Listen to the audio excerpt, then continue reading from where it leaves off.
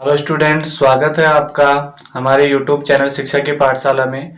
आज का हमारा टॉपिक है ऋत्व विसर्ग संधि। यदि आपने अभी हमारे चैनल को सब्सक्राइब नहीं किया है तो सब्सक्राइब कर दें। वीडियो देखने के बाद लाइक करें और कमेंट बॉक्स में हमें लिख के बताएं कि आपको वीडियो कैसा लगा। तो स्टार्ट करते हैं अपनी ऋत्व विसर्ग संधि। इसके लिए सबसे पहले सूत्र आता है सस जुसोरु।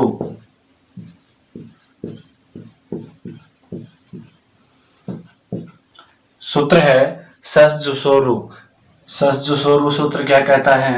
यदि पूर्व पद के अंत में विसर्ग हो, विसर्ग के बाद में अस्वर्ण हो, अस्वर्ण अस्वर्ण का तात्पर्य क्या हुआ? स्वर, अंतस्थ वर्ण, वर्ग का तीसरा, चौथा और पांचवा अक्षर। और इस विसर्ग से पहले क्या होना चाहिए? ए को छोड़कर, ए वर्ण को छोड़कर, ए को छोड़कर अन्य स्वर होना चाहिए, अन्य स्वर। अगर ऐसा होता है तो इस विसर्ग को किस में बदल दिया जाता है? रे में बदल दिया जाता है। जैसे एग्जाम्पल लेते हैं इसका, आयुः धन वेद है, आयुः धन वेद है। तो देखिए यहाँ पे पूर्व पद के अंत में विसर्ग आ रहा है और विसर्ग से पहले क्या है? उ। तो ए को छोड़कर अन्य स्वर है और बाद में वह वर्ण आ रहा है जिसको अंतस्थ वर्ण कहते हैं। तो ये क्या विसर्ग के स्थान पे क्या हो जाएगा? रे। और अक्षरों को मिलाएंगे आयु। और देखिए जो हलंत रे होता है वो आगे वाले स्वर पे जाकर के लग जाता है।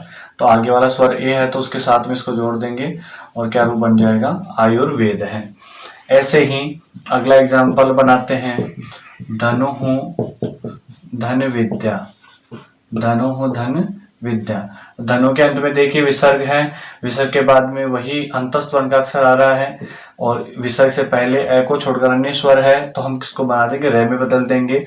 और क्या रूप बना देंगे इससे? ये भी आगे जाके स्वर पे लग जाएगा तो क्या रूप बन जाएगा? धनुर्विद्या। ऐसे ही यजुः धन वेद है, यजुः धन वेद है। तो यजु के अंत में देखेंगे आप विसर्ग आ रहा है, विसर्ग के बाद में अंतस्थ वर्ण आ रहा है, अंतस्थ वर्ण से पहले ए को छोड़कर अन्य स्वर है तो इसको रे में बदल दीजिए और क्या रूप बना देंगे? यजुर्वेद है। इस प्रकार से रूप बन जाएगा। नेक्स्ट एग्जांपल देखते हैं, चतुः धन भुज है, चतुः धन भुज है। तो चतुः के अंत में देखिए विसर्ग आ रहा है, विसर्ग से पहले ए को छोड़कर अन्य स्वर है, बाद में वर्ग का चौथा अक्षर आ रहा है तो यहाँ पे इसके स्थान पे क्या कर देंगे? रे कर देंगे और क्या रूप बनाएंगे? चतुर्भुज। इस तरीके से रूप बन जाएगा। अगला देखते हैं, गुरु हो धन भाषणम, गुरु हो धन भाषणम। गुरु के अंत में विसर्ग है, उससे पहले विसर्ग से पहले ए को छोड़कर अन्य स्वर है, बाद में वर्ग का चौथा अक्षर आ रहा है, इसको रे में बदल दीजिए। क्या रूप बन जाएगा? गुरु और भाग के ऊपर जो आल की मात्रा लगी है उस पर लगा के रे को मिलाएंगे, गुरुर भाषणम। इस तरीके से रूप बन जाएगा। पंचम अक्षर का एग्जाम्पल देखते हैं, ज्योति ही धन मय, ज्योति ही धन मय। ज्योति के अंत में देखिए विसर्ग है, विसर्ग से पहले वही ए को छोड़कर अन्य स्वर है, बाद में पंचम अक्षर है तो यहाँ पे रे कर देंगे और इसको मिला देंगे तो क्या बन जाएगा? ज्योतिर्मय। तो इस तरीके से रूप बन जाएंगे।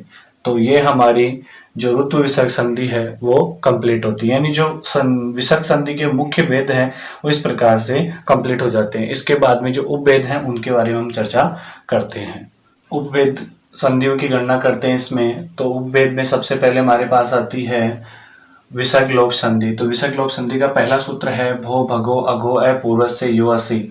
और ये सूत्र क्या कहता है इसको समझ लेते हैं। यदि पूर्व पद के अंत में विसर्ग हो, यदि पूर्व पद के अंत में विसर्ग हो और विसर्ग के बाद में ए को छोड़कर अन्य स्वर हो, ए को छोड़कर अन्य स्वर हो, अगर ऐसा होता है और इससे पहले ए होना चाहिए, इससे पहले क्या होना चाहिए, ए। तो इस विसर्ग का क्या हो जाता है, लोप हो जाता है। दोबारा से समझ लेते हैं। भो भगो अगो ए पूर्वस्य योसी, क्या कहता है सूत्र, यदि पूर्व पद के अंत में विसर्ग हो, विसर्ग के बाद में ए को छोड़कर अन्य स्वर हो तथा उससे पहले, विसर्ग से पहले ए हो, तो विसर्ग का लोप हो जाता है। इसको एग्जाम्पल से हम समझते हैं। जैसे एग्जाम्पल लेते हैं इसका, अतः धन एव। तो यहाँ पे देखिए विसर्ग है, विसर्ग से पहले ए आ रहा है और बाद में ए को छोड़कर ने स्वर आ रहा है। तो इस विसर्ग का हम क्या कर देंगे, लोप कर देंगे। विसर्ग का क्या कर देंगे, लोप। और क्या रूप बनेगा, अतएव। दोनों पदों को अलग अलग लिखा जाएगा। ऐसे ही यस है धन इच्छा, यस है धन इच्छा। तो यस है के अंत में भी विसर्ग है, विसर्ग से पहले ए आ रहा है और बाद में ए को छोड़कर अन्य स्वर आ रहा है। तो विसर्ग का क्या कर देंगे, लोप कर देंगे विसर्ग का। और यहाँ पे क्या बन जाएगा, एस इच्छा। तो इस प्रकार से रूप बना दिया जाएगा। एक एग्जाम्पल और देख लेते हैं। मन है धन उच्छेद है, मन है धन उच्छेद है। तो यहाँ देखिए मन के अंत में विसर्ग है, विसर्ग से पहले ए है, उसके बाद में ए को छोड़कर अन्य स्वर है। तो इस विसर्ग का क्या कर देंगे, लोप कर देंगे यहाँ पे विसर्ग का। और यहाँ पे क्या रूप बन जाएगा, मन उच्छेद है। अलग अलग लिख देंगे दोनों पदों को। तो इस प्रकार से इसका ये एक नियम कंप्लीट हो जाएगा। इसी संधि में दूसरा नियम आता है, एतत् तदो सुलोपो कारो नए समासे हलि। और ये सूत्र क्या कहता है, इसको समझ लेते हैं। अर्थात नए समास के अतिरिक्त एवं ककार रहित एतद तद शब्द संबंधी विसर्ग का हल वर्ण परे होने पर लोप हो जाता है। देखिए समझिए इस चीज को, नए समास के अतिरिक्त अर्थात इसमें नए समास युक्त पद नहीं होना चाहिए, पहली चीज।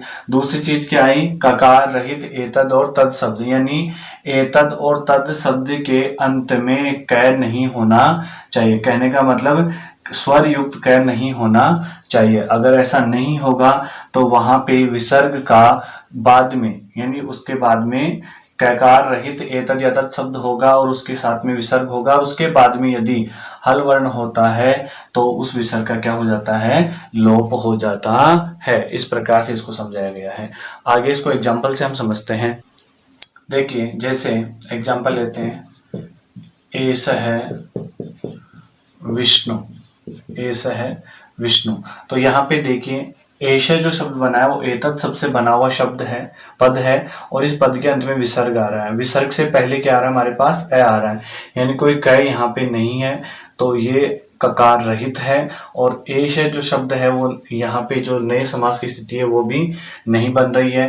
तो इस कारण से एतद शब्द से जो ये विसर्ग आ रहा है उसके बाद में देखिए कौन सा अक्षर आ रहा है, वह। तो ये वह जो है वो कौन सा अक्षरों में आता है, हल वर्ण में मान सकते हैं, कोई भी हल वर्ण हो सकता है। तो ये हल वर्ण है।